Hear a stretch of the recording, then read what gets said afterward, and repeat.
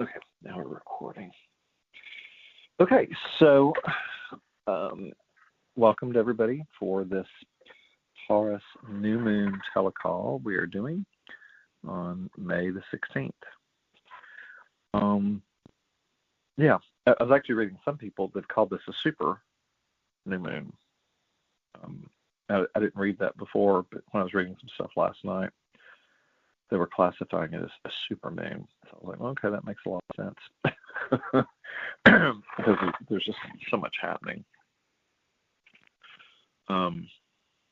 Yeah, so when we were talking, just before getting into this part of the call, some of you mentioned, things are going really well, excellent, good flow. It's very fast moving for sure. I think most everybody's, we're all in circumstances where things, I think, really are just flying really fast for us. A lot of movement. And the astrologers, whenever you have a chance to read some of the stuff of what people have been putting out this week, you will find that there's a lot happening astrologically in the skies as far as aspects and the things that affect us. And so it's a lot of moving, shaking stuff. And the moon really has been aspecting a lot of stuff just in the last 3 days. Of course, the moon is the fastest moving thing in the sky, but it came across Vesta at the end of Pisces on the 13th, then across Neptune, Pallas Athena, Manway, Saturn, Celestia, all on the 13th in Aries. Then on the 14th, it met up with Eris and Mars, which is sitting on top of Chiron. So you've got a Mars-Chiron conjunction on the 16th, and the moon is right there at that. So the moon has been affected by all of that just through the 14th. Then, the moon entered Taurus, getting ready for this moon. And it didn't really have a lot of aspects to that point, but then it came across the Lilith asteroid, and when the moon and the sun met up to make the new moon, which was today at 4:00, somewhere around there, our time in Central, Mercury is basically there, and Ceres, which is basically kind of, it's almost like a higher version of Venus. I think Ceres is. It's nurturing energy. It rules grains. Food sources, all these things. So the fact that that's in a Taurus new moon, I think is going to speak to agriculture, a lot of stuff like that.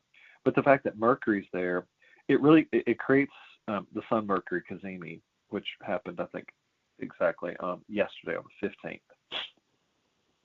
15th. So when you have that, it's a lot of powerful communication things. All of this is happening on the fixed star Algol, which all of the astrologers are just buzzing about because of the fact that the traditional mythology around Algol is, usually ends up, especially in the public world, like beheadings, literally or figuratively, of course. So it can be very challenging if people are highly aspected with it. So you have a lot of political figures, business stuff, and it can also be people and individuals in your own life that end up having big shifts. I mean, the fact you've got this new moon grounded in Earth with Algol, and it doesn't have to be a bad interpretation. I mean, it really represents the Medusa head.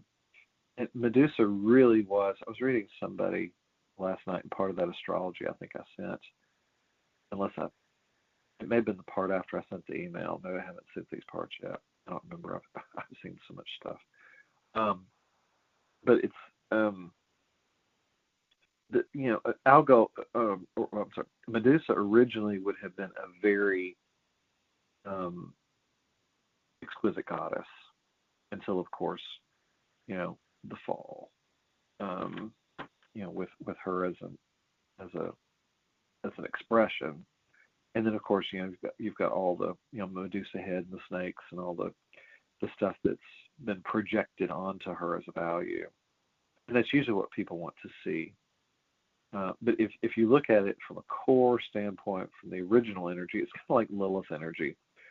Divine Lilith, the divine feminine energy, really was what Lilith came here to express. But she got demonized, as did almost all of the female deities or the energies. And the patriarchal took control and said, "Oh, you're not good. You can't do all this." But I mean, if you go back and look at the core energies and how they're functioning, I think it's very telling that the new moon occurs on Algol, because to me it represents a very balanced Earth energy. Venus rules Taurus, and so it's kind of resetting us individually and collectively in an additional way from a feminine standpoint. And Ceres is nurturing and that kind of stuff too. So, but all this is happening at the end of Taurus, and then so the moon happened today, but then also later today, it may actually be happening right now, as Mercury moves over into Gemini tomorrow. The moon will have already gone across Sedna and Uranus, which are sitting on top of each other. So you've got this Uranian energy, this shocking lightning bolt kind of stuff happening just as this is a fresh new moon.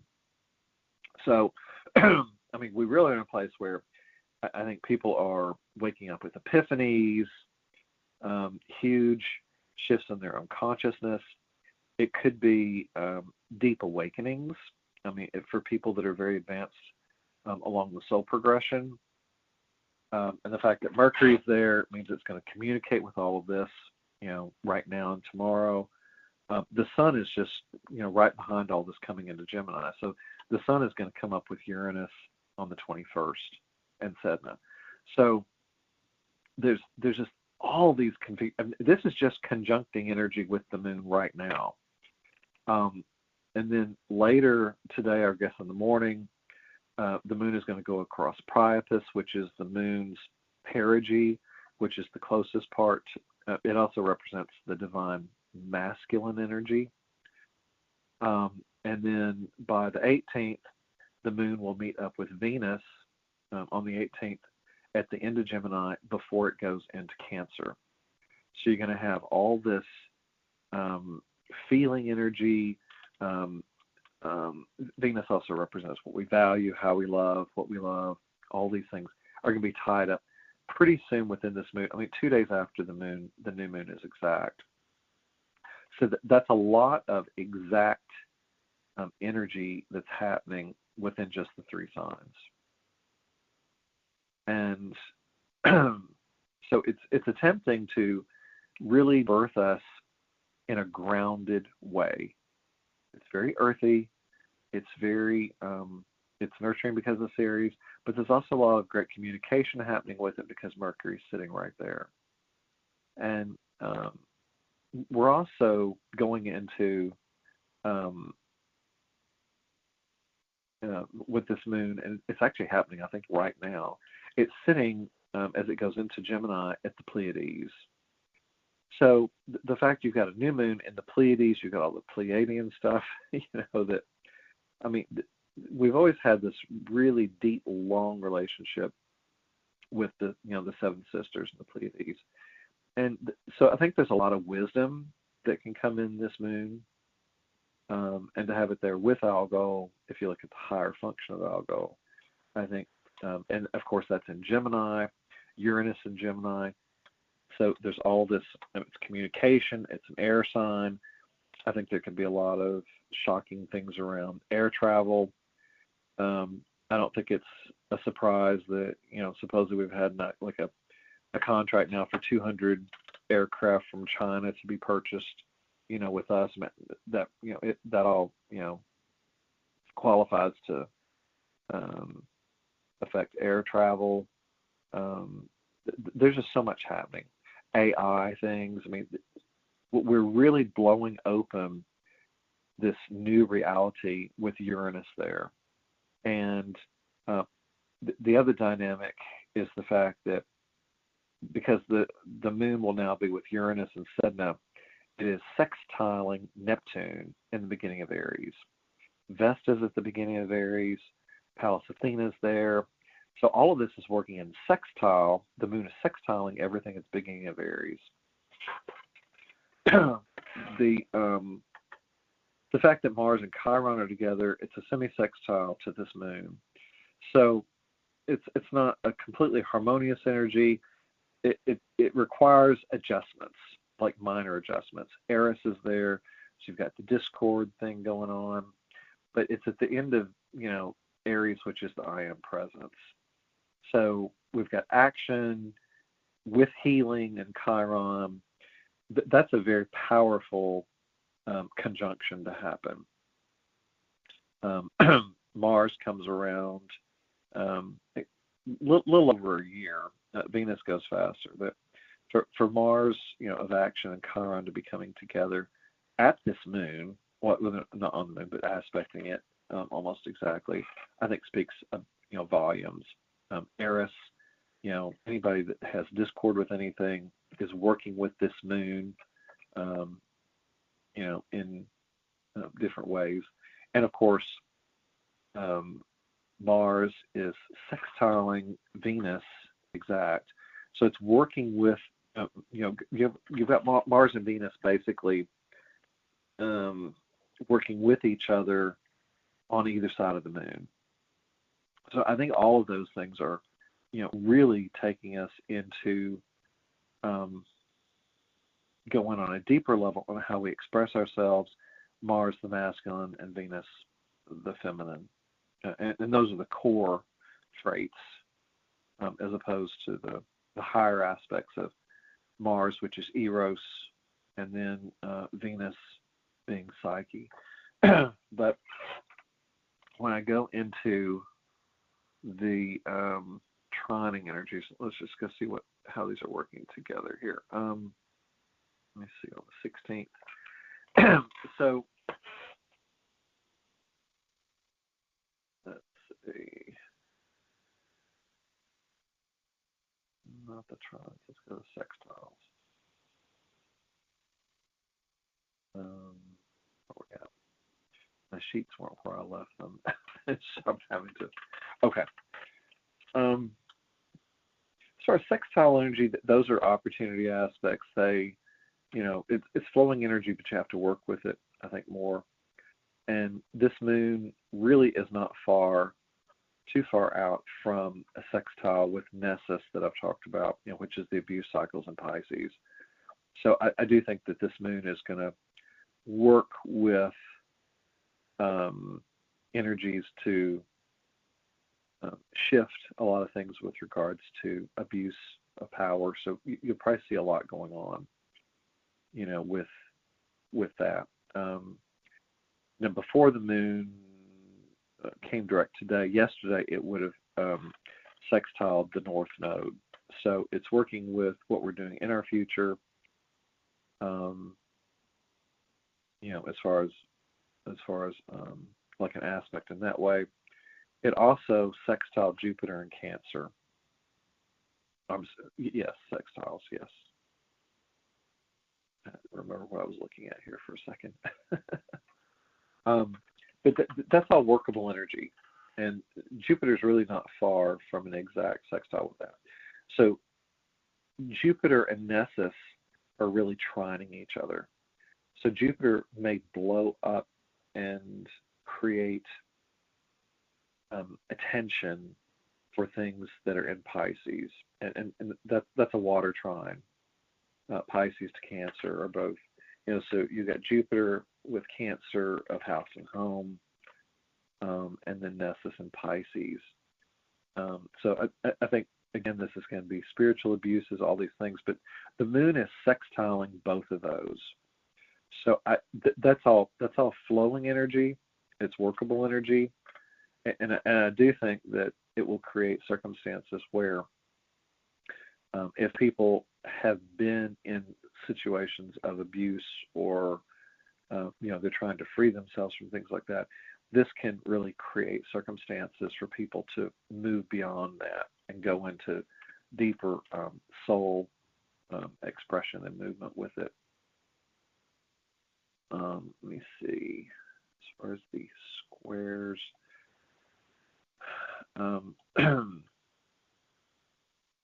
so squaring energy. That I think I mentioned this before in the call 2 weeks ago, but you have Eros, which is the higher expression of Mars and masculine energy. It is squaring.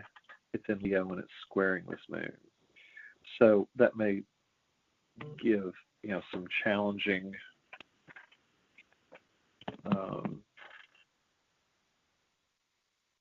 ways of people looking at how males express themselves in higher function.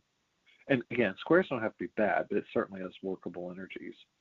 The other thing that's happening with this too, and you may remember when I discussed this, the opposition of Taurus, of course, it's the Taurus-Scorpio axis. So everything that's in Scorpio is opposing this moon. But everything at the end of Scorpio, which really is only one thing there, well, two things coming up. The Narcissus Centaur, which I've talked about before, really hits on anyone playing up narcissistic stuff. So we're still working, I think, with people in the public realm. Just look at the news, whichever. And again, you have to take the news with a grain of salt.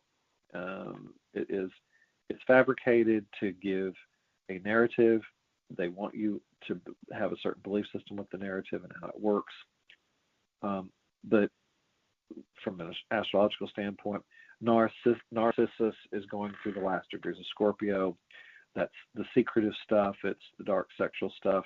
If you have people narcissistically working with that, Narcissus in Scorpio is exactly within a degree or two opposite this new moon. So again, oppositions don't have to be a negative thing, but it certainly will create a fertile ground for, I think, shifting anything that has been narcissistic. And it is retrograde, so it means that's an internal journey, an individual and collective narcissism.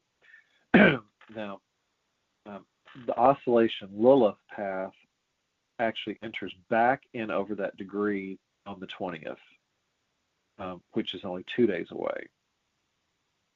So it's really not aspecting this moon point as an opposition yet, but coming up in within just a few days, it will go over all the way back to 26 degrees of Scorpio before going direct. So it's going to be sitting there on Narcissus, and it's going to be opposite of where this moon point has been. So that I don't think that's a mistake either.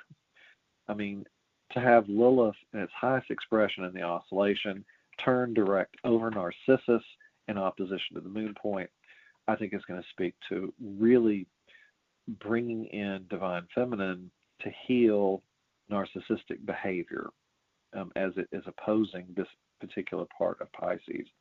And again, it's also opposing Algol, because Algol is where this moon is. So that I find that to be a very interesting dynamic. The other part of that too is Shericlo is squaring this moon in Taurus. Shericlo is of course, the wife of Chiron, which is the wounded healer. She's also, she really represents to me divine feminine expression with regards to wounding. She's much more nurturing as far as I think, wounding aspects go. But she's working with it from a square. And the other thing that's happened within the last day and a half, this moon squared Pluto and Juno at the beginning of Aquarius before becoming direct today. So there was a lot of shifting with death and rebirth and transformation with Pluto on the 15th going into the 16th. And then Juno was only 5 degrees away. So again, transformative partnerships. It can be death and rebirth of partnerships, like I just mentioned with my niece. They're feeling like they're going through death rebirth processes. Pluto, on top of all of that, just 10 days ago, Pluto stationed retrograde. So the Pluto stations, as I'm sure I've mentioned before, and some of the astrologers talk about, anytime, one of the outer planets, especially Pluto, is, if it stations retrograde, you feel that station for like a whole month before and a month after. I mean, it sits on that degree, and it's like at 5 degrees of Aquarius, but so it's just sitting and grinding on that degree, and it's freshly returned with retrograde. So it's taking everyone's consciousness and doing a deep dive. And of course, we go through this annually. Every single year, we go through the retrogrades of all the outer planets. So it's turned retrograde before going into this moon, and Juno is currently going forward, but it will retrograde. I didn't mean to do that. I was going down. I forgot to move my cursor. Okay. Juno is going to go retrograde on the 8th of June. So we're in this process. The fact that those are squaring this moon, I think this energy is going to be with us through the summer as far as a reflection. And, I mean, we're always in a relationship lab here on this little planet Earth, and people talk about this quite a bit. Atropos of fate has gone across Pluto and Juno. Atropos goes retrograde on the 19th, the day before the solstice. I guess 2 days. I think the solstice is the 21st, unless it's the 20th. I don't remember. Anyway, it retrogrades right over the solstice. Atropos of the fates it acts as the cutter of time. So if there has been anything going on with relationships and transformation and things like that, I think it will activate, especially for anybody that's got things in early, like the first 15 degrees of Aquarius. It's going to feel like it's having a almost like a karmic cutting, but it's fated. So we'll have to see how that works with relationships, going in and out. Let me see, what else was there that I wanted to.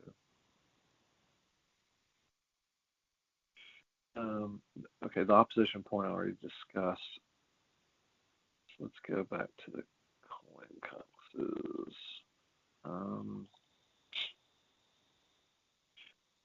Okay, so the quincunx energy to this particular moon has it quincunxing the galactic center in Sagittarius, and then it's quincunxing Arcturus and the Spica stars over in Libra. So again, quincunxes are these kind of challenged, they call them fingers of God. This moon would be the pointy part, and then whatever's in the other two, in this case Sagittarius and Libra, are sextiling each other. So the Arcturus star is always in a sextile to the galactic center. But the fact that the galactic center at 27 degrees of Sagittarius, this moon is at 25, well, it's like 2557 or something like that. Basically, you can say 26 degrees where it is for Algol. But as it is, it's quincunxing and creating a dynamic to this moon. So you have cosmic energy that's creating action with this moon. And the fact that, the moon is on Algol, and I hadn't paid attention to this before, but the fixed star Algol is always quincunx the galactic center. I mean, it's just going to constantly work that way. I mean, the stars move very slowly through the sky. Over time, they do shift. But I mean, this is for years, that we'll be working with this type of energy. But Black Moon Lilith oscillation is currently in Sagittarius and then going back into Scorpio, as I had mentioned. So it oscillated back. Let me see. Oh, it didn't even come up to meet this point in this oscillation. It only came at 23 Sagittarius before retrograding. So it won't come back over this point until it makes its pass back in June. So Lilith won't cover this point for another 2 months or 2 weeks. I'm sorry. So that really doesn't count until later. So, but just from a quincunx standpoint, though, just know that since the galactic center is giving us cosmic downloads, that it's almost like it's requiring action, cosmic action, with this particular moon. Different astrologers explain the yods and quincunx energy. Each one of them talk about it uniquely, but I find all of them to be action points. So I would say, since we're being infused with that cosmic galactic download with this moon, I mean, you can't make that up. It's almost like it's meant to have cosmic miracle grow to it, and I do think it creates a deeper impetus for change. So whatever it is that you're wanting to manifest on this moon is being cosmically activated. Just look at it like that. And I think that creates a very interesting dynamic for us. So those are all of the main big energies, with it. Let me see. The Scorpio quincunxes, there's not really much quincunxing Narcissus, which is in the opposition. Except for the Chiron Mars aspect actually is exactly quincunx Narcissus. So I think that is very telling. So Mars and Chiron, which is an action aspect with healing at the end of Aries, is in an exact quincunx to Narcissus. So that's creating a point of God, a fingered aspect, and Narcissus is at the point of that. Not to be left out, Venus is in Gemini, exactly sextiling that Mars Chiron. So, I should have caught that a while ago. So you've got Venus and Mars Chiron both working together to have fated shifts with regards to Narcissus in retrograde at the end of Scorpio. So all of that's, I think, positive energy, although the quincunxes, I think, give it more fated types of things. But the fact you've got Mars Chiron in the I am wounded self with Narcissus and Venus, I mean, I think that really shifts a lot. And what's interesting too, the moon is going to catch up to Venus on the 18th, just in 2 days. So the moon will still be working with Venus and Mars as it comes into the quincunx with Narcissus. So let's see. The other thing that's kind of interesting, I'm just seeing this. Uranus and Sedna are at the beginning of Gemini. Mercury is sitting in that tomorrow exact at the beginning of Gemini. They are sextiling Vesta of House and Home, which is basically right there at Neptune. Those energies are working together. So I think that's like shocking epiphanies, communication in Gemini. Mercury is in its own sign of Gemini, so that's really flowing energy. The sun is going to light it up on the 20th, but the fact that they are in pretty much exact sextile to Neptune. Neptune, rules spirituality, it rules the seas, it rules oceanic presence, and all of those, both sides of that, are quincunx, again, finger of God, fate, with the Shapley attractor, another cosmic download point at the beginning of 2 degrees of Scorpio. So I think that is also another very interesting workable energy in all of this. And I don't really hear a lot about that. Again, I'm not a professionally trained astrologer, but the way I look at the skies with these new spreadsheets is it shows me things that a lot of people don't really pay attention to or see.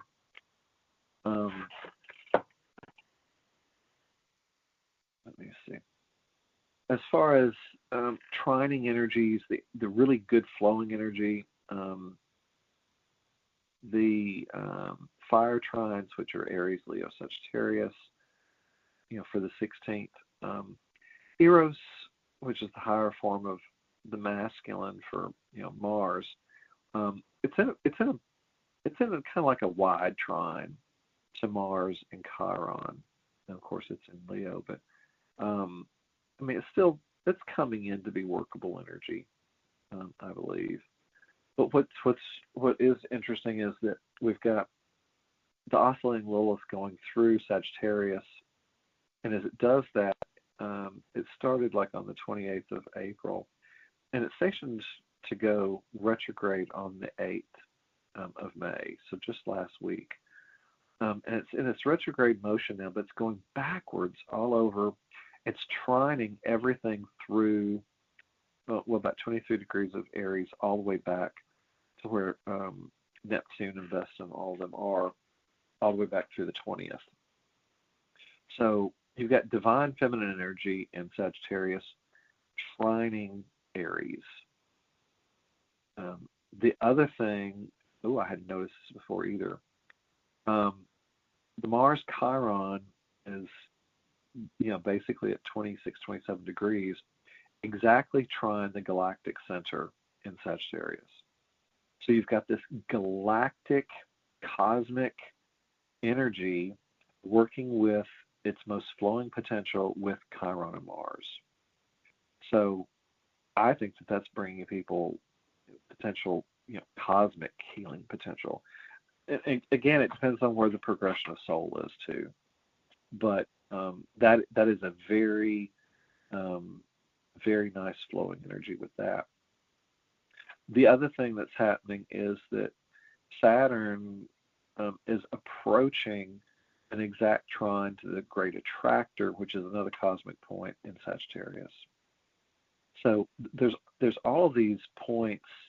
Well, there's 4 cosmic points in the sky that get activated. There's the supergalactic center, the galactic center, the great attractor, and the Shapley attractor. And every time one of those points get activated, I feel we get cosmic downloads. And especially like right now, you've got oscillating Lilith going over the great attractor and flirting with the galactic center back and forth this whole year. So every time that happens, we get a cosmic download with the divine feminine, and everything it's aspecting and touching gets activated. As far as other flowing energies, the Gemini, Libra, Taurus, which is the air trines. So the supergalactic center is at Libra, just past the world point. It is basically trining the Sedna Uranus. So Mercury is sitting on that on the 17th tomorrow. The sun comes across it on the 21st. So for the next week, there'll be supergalactic center downloads with Uranus. So this could be shocking lightning bolt awakening energies working again in that way. Of course, the fact that Uranus is sitting in the Pleiades, I think, speaks for that download as well. And not to be left out, Pluto is in Aquarius, so that is deep transformation energy. It is in this workable trine with Uranus all the way through 2028. because Uranus moves pretty darn slow, and Pluto being at 5 Aquarius, Uranus has to be able to make it approach Pluto, go backward, approach again, and then eventually cross Pluto, and then go back and forth. But they're really active, I think, within 3 to 5 degrees. So that's a very long aspect. And when we get to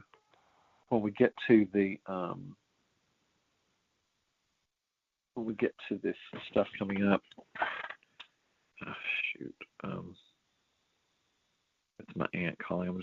I'll let her go to voicemail and I'll message her back. I'll be right back. Well, she's gone now. It's difficult to have everybody in a need point. Well, I'll try back. So there's going to be this energy, though, back and forth between Uranus and Pluto. And again, it's trining energy, and they are trining the supergalactic center. But when we get into this eclipse window in August, on August the 12th, those are going to be exact trine energies. So you're going to have a lot of deep transformative energies, shocking, Uranus and all this kind of stuff back and forth. And the second moon eclipse, which will be a full moon lunar eclipse in Pisces, Uranus is going to be sitting on the square to that, practically exact. Pluto will be on the semi-sextile to it. So you're going to have a couple of, multiple aspects happening, but Pluto and Uranus will be working with that eclipse very exactly. And let's see, the first moon eclipse really won't be working with it. The other thing that's going to be working with that is Venus is going to be sextile both Uranus and Pluto. So we're going to be going through a transformation, and that's also going to be a new moon solar eclipse in Leo at 20 degrees time. But on that particular day, on the 12th of August, Venus is going to be in Libra. So it's going to be working with partnering. Libra's always partnering in relationships. Uranus is in Gemini, communications, all these things. Pluto is representing people. It's like this whole, and Juno is actually not far from Pluto. So you're going to have partnerships and everything. Again, trining energy, they're working together, and they're working with the new moon solar eclipse. So that moon is going to be just like, it's taking a new moon and putting it on steroids as far as creations. So I think the portal opening of, the eclipse window is going to be huge. And what we're doing now with Pluto and Juno is transforming any and all marriages, business partnerships, family partnering. It's setting us up for a lot of new ways of partnering by the time we get to the eclipses. August will not be that far away. Basically, we're on the 16th of May, so June, July, August, 3 months away, we will be in the next eclipse window. And some people may say, oh, that's so far away, but it goes pretty fast. The other thing that's going to happen pretty soon, as we get into June, we're going to have Ceres coming into Gemini, the Lilith asteroid. They're all crossing Uranus. Then Mars goes across it on the 29th. And all of those items are going to trine Pluto and Juno. So you're going to have action hitting, again, flowing energy with Pluto and Juno. So I think we'll be able to have action creating, working with us in how we do partnership. So it won't be passive. There'll be a lot of action to how we do that. The other part to that, too, is Eros is going to be in Libra trining. So you're going to have both male energies trining each other and aspecting Pluto and Juno.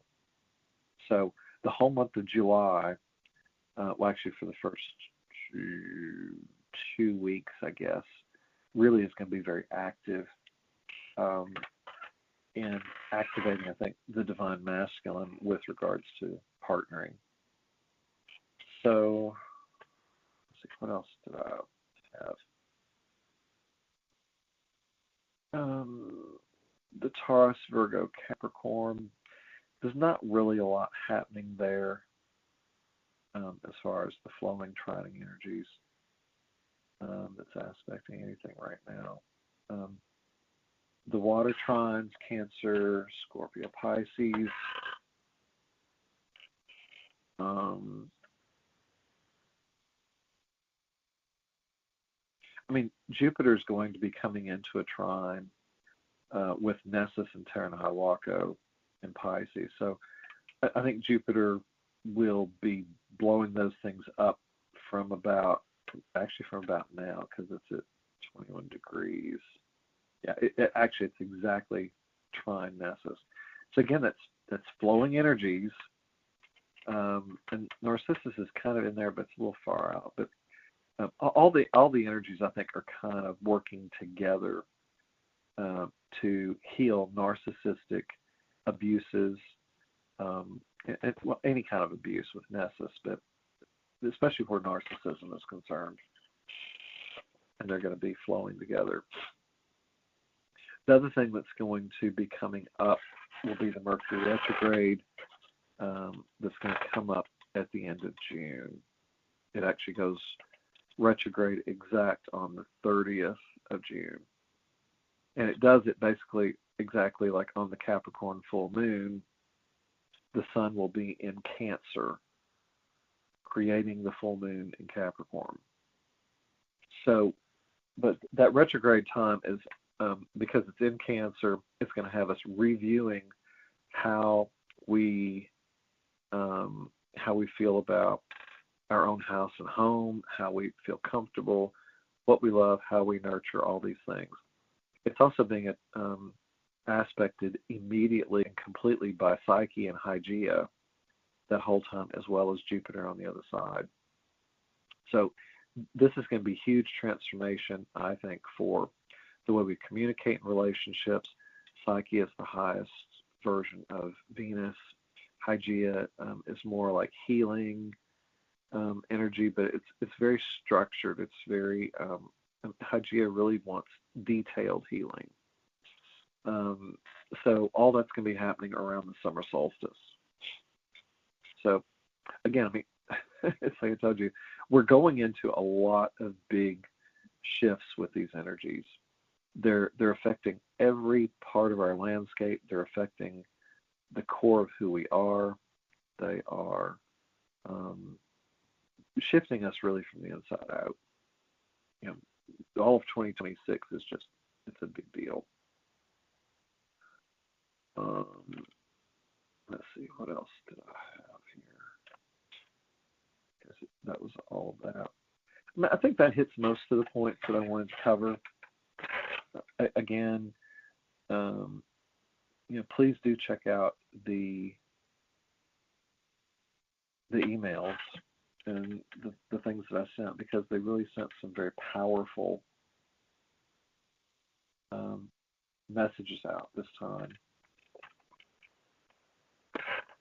And they do explain, I think, the dynamics on a much more deeper level with everything. So, yeah. So I think that is the bulk of what I wanted to communicate today. So we'll just go through and get on into the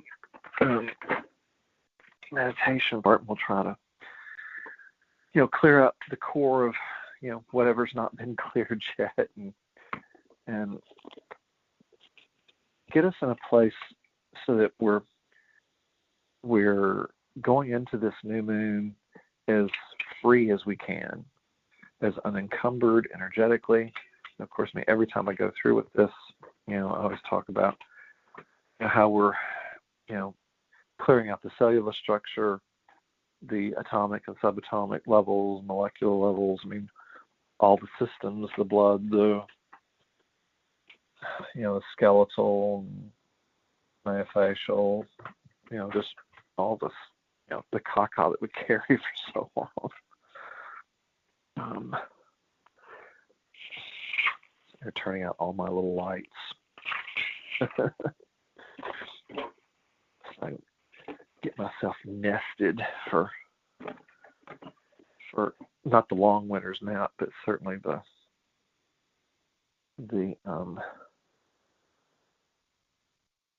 meditation. All right, got that done.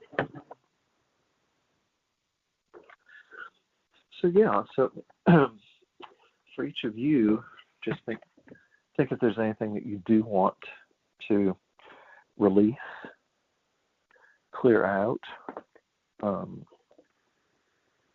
anything you want to go. So.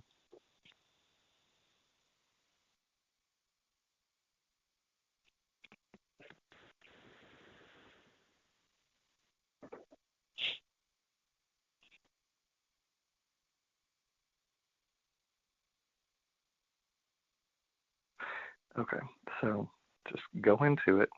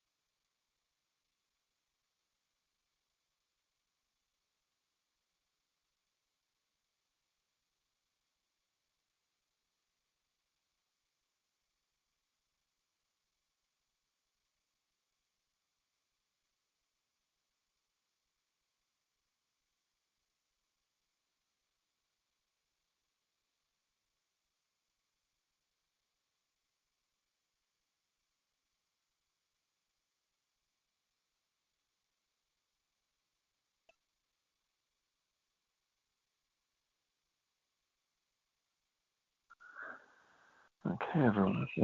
I think we've gone in pretty good and deep with everything, and I hope this has helped you shift